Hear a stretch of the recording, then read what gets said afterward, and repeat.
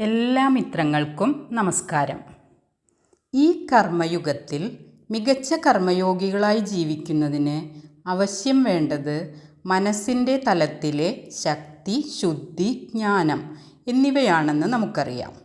നല്ല കർമ്മയോഗികളെ വാർത്തെടുക്കുന്നതിന് സഹായകരമായ രീതിയിൽ ശക്തി, ശുദ്ധി, ജ്ഞാനം എന്നിവയുടെ പ്രധാനപ്പെട്ട 5 ഘടകങ്ങളെ വീതം ഉൾപ്പെടുത്തി പഞ്ചശക്തി, പഞ്ചശുദ്ധി, പഞ്ചജ്ഞാനം എന്നിങ്ങനെ സ്വാമിജി വ്യക്തമാക്കി നൽകിയിട്ടുണ്ട്. ഈ ഗുണങ്ങൾ വളർത്തിക്കൊണ്ടുവരുന്നത് വഴി മനസ്സിൻ്റെ തലത്തെ ബാലൻസ്ഡ് അവസ്ഥയിലേക്കുയർത്തുവാനും അതുവഴി ശാശ്വതമായ ശാന്തി പ്രാപ്തമാക്കുവാനും ജീവിത വിജയത്തിനും ഇടയാക്കുന്നതാണ്.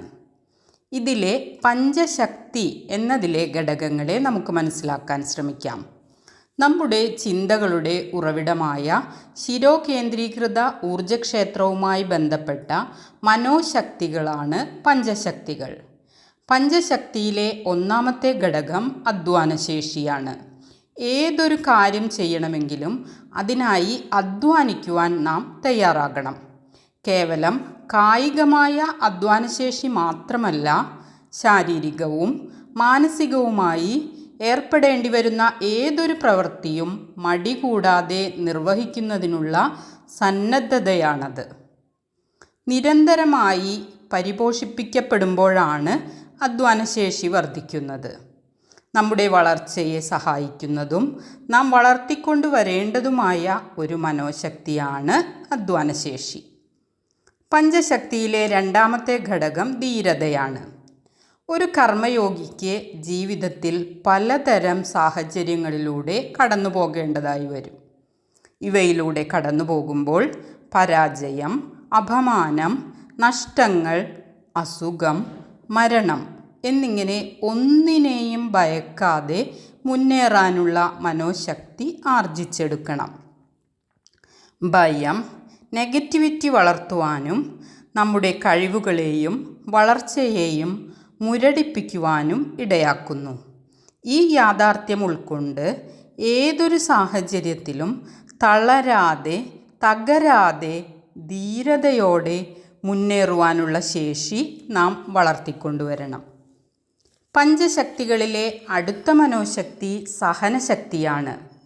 ജീവിതത്തിൽ സഹനശക്തി വളരെ ആവശ്യമാണ്.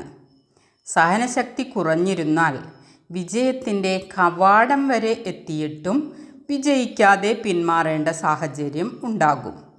അതുകൊണ്ടുതന്നെ മനസ്സുമടുക്കാതെ പോസിറ്റിവിറ്റിയോടെ സഹനശക്തി പരിപോഷിപ്പിക്കുവാൻ വേണ്ട പരിശ്രമം നമ്മുടെ ഭാഗത്തു നിന്നുണ്ടാകണം. അടുത്തതായി വേണ്ട മനോശക്തിയാണ് അച്ചടക്കം. അച്ചടക്കം എന്നത് ഏർപ്പെടുന്ന ഏതൊരു വിഷയവുമായി ബന്ധപ്പെട്ടും നാം പാലിക്കുവാൻ ബാധ്യസ്ഥമായ നിയമങ്ങളാണ്. അച്ചടക്കം നമ്മുടെ വളർച്ചയെ സഹായിക്കുന്ന ഗുണമാണ്. അഞ്ചാമത്തെ മനോശക്തിയാണ് കൃത്യനിഷ്ഠ. കൃത്യനിഷ്ഠ അച്ചടക്കവുമായി ബന്ധപ്പെട്ടിരിക്കുന്നു. അച്ചടക്കമുള്ള വ്യക്തിയുടെ ജീവിതം കൃത്യനിഷ്ഠയുള്ളതുമായിരിക്കും.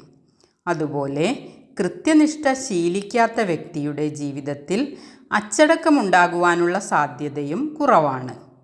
അതുകൊണ്ടുതന്നെ ഈ ശക്തികളെ പരിപോഷിപ്പിക്കുന്നതിന് ജീവിത വിജയത്തിന് അത്യാവശ്യമാണ്. മേൽപ്പറഞ്ഞ ശക്തികളെല്ലാം തന്നെ ഊർജങ്ങളാണ്. നമ്മുടെ ഉള്ളിലെ പ്യുവർ ലൈഫ് എനർജിയിൽ നിന്നും ആവിർഭവിക്കുന്നവയും ഓരോ ഊർജരൂപങ്ങളായി പരിണമിക്കുന്നവയുമാണ്. ഇവയെ ബോധപൂർവം പരിപോഷിപ്പിക്കുന്നത് ശ്രേഷ്ഠമായ ജീവിതം നയിക്കുവാനുള്ള മനോശക്തി നമ്മിൽ ഉണ്ടാക്കുവാൻ സഹായിക്കും. നന്ദി.